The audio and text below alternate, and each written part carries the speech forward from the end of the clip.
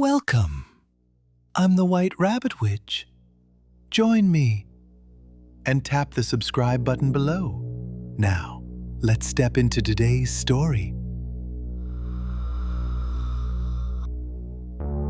I think the first time I killed a bug, I was 6. There were ants marching in the rain. I was curious, so I pressed down on one, then another. They were so small, and the way they broke without a sound, it felt good. Maybe it started back then. Watching something alive twitch and then go still. It made something inside me settle, like a strange calm sinking in. Teachers said I was a good kid. Mom always said, "My child has never raised a hand to anyone." Funny, right? Even back then, I was already collecting animal bones. When a cat got hit by a car, I'd hang around the spot for days, quietly, alone. I'd take the body and hide it in a little box. That was my first real secret. Looking back now, maybe that's where it all began. I think I was 28 when I came back to town. Been a while, yeah. But strangely, people still remembered me. Ethan, right? You were always so polite, so quiet, so sweet back then. That's the version of me they wanted to see, and I made sure they saw it. There was a small farm, the house that my father left behind. It had been empty for years. I fixed it up, made it mine, built a new shed, replaced the fences, and inside, I made a space just for me. In the garden, I set up little animal figures, lizards, hamsters, hedgehogs, each one handcrafted, so detailed people thought they were real. And it was quiet, always quiet. No barking dogs, no birds, no sounds of anything struggling. That's how I like it. A place where nothing moves unless I say so. At the store, the locals smiled. "So proud of you, living all alone. Young people like you are rare these days." I'd smile back, polite, silent. They never asked why I preferred to be alone. Then one day, after the village fair, a girl came by. Traveler, from the city, face full of sun, too curious for her own good. She looked around and said, "This place is beautiful. Do you ever do farm experiences, like for visitors?" That question, it made me smile. She really thought she'd leave here with something to remember. So I said, "Sure. Come early tomorrow. I'll show you something special." She smiled. No hesitation.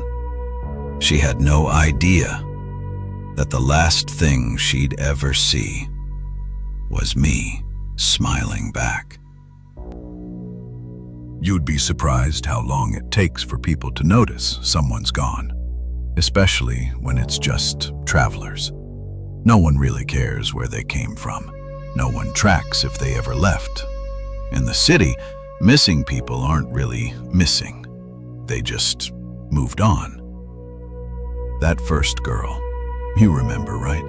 The one who said my farm was beautiful, smiling like she belonged. She was the first one to go into the room I built. Just once. That's all it takes. After that, everything gets quiet. It's peaceful, really. No voices, no interruptions. Just silence with a little weight to it. People ask sometimes, "Ethan, why don't you have cows? Why is your place so quiet?" I just smile. Maybe nod. That's all they need. In that room, I keep things carefully arranged, perfectly still. No movement, no words, not a single emotion left. But sometimes, every now and then, I hear a sound, just a little one, like a groan, like a breath. And when that happens, I lose it. I made it quiet, perfectly quiet. So when something groans in there, even the tiniest sound, it drives me insane. That room, my quiet space, turns into chaos. Rage climbs all the way up my spine, and I can't stop until something breaks. A chair, a jar, a door, whatever it is, I don't stop until the noise is gone. That day felt wrong. It started just like any other, but something was off. The sunlight, the air, the silence in the garden, nothing had changed, and yet I felt uneasy. When I get that feeling, it usually means something is about to enter. Footsteps, heavy ones, no rhythm, no caution, just thuds on the ground. They belonged to a man. When I opened the door, he was standing there. He said he was the boyfriend of the girl, the one who smiled so sweetly, the one I already handled. But this man, he was different. Something in his eyes, his loud voice, the way he spoke like he owned the space. There was a time my girlfriend came here. See this photo? I haven't heard from her since. When he showed me that photo, I knew for sure he was going to break everything I built. You see, the thing I hate most is men. Loud, controlling, thinking they run the world. And him, he was all of that. He didn't belong here. Did you notice anything strange? She mentioned stopping by this place last. His questions were sharp. His eyes studied me like I was part of a puzzle. I had to breathe. Once, twice, to keep the anger down. No, I don't recall anyone like that. I smiled, naturally, calmly. He checked his watch, looked around the property, the corners of the garden, the fence lines, the shadows near the shed, and something inside me twisted.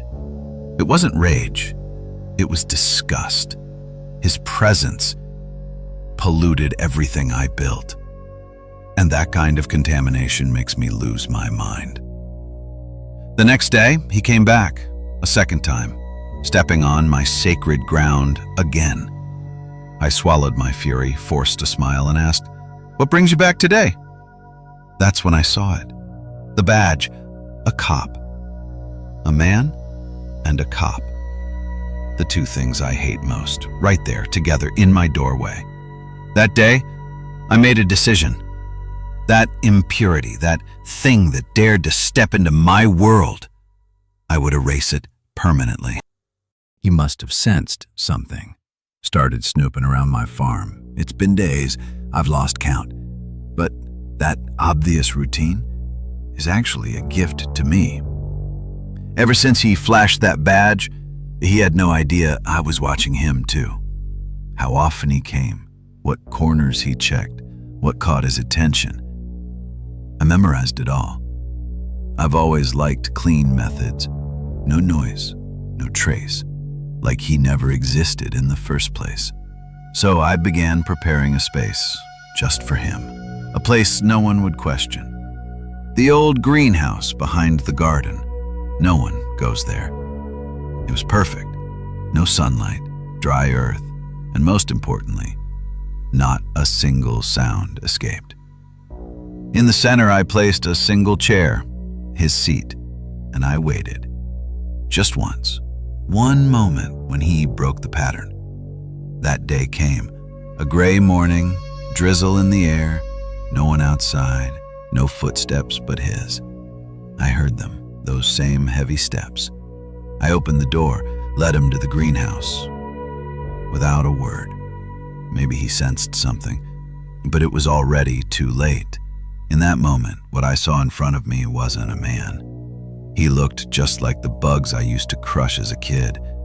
Now, it was time for the bugs to be quiet again. After that, everything went quiet again. The farm, the greenhouse, even my mind. There wasn't a trace of him left, just the crushed remains of a bug. People forgot. They acted like he was never missing at all. The world moves on fast when it doesn't involve them. I went back to my work. In the brightest hours of the day, I'd sit out front sketching. At night, I'd carve things in the shed, and off to one side of the farm, I placed a new chair, perfectly arranged. 2 seats side by side, one for me and one for someday. That day was quiet too. No wind. The farm didn't even seem to breathe. Then, footsteps by the gate. A stranger's voice. A cheerful hello. And then a knock at the door. I smiled, quietly. Another visitor arriving sooner than expected.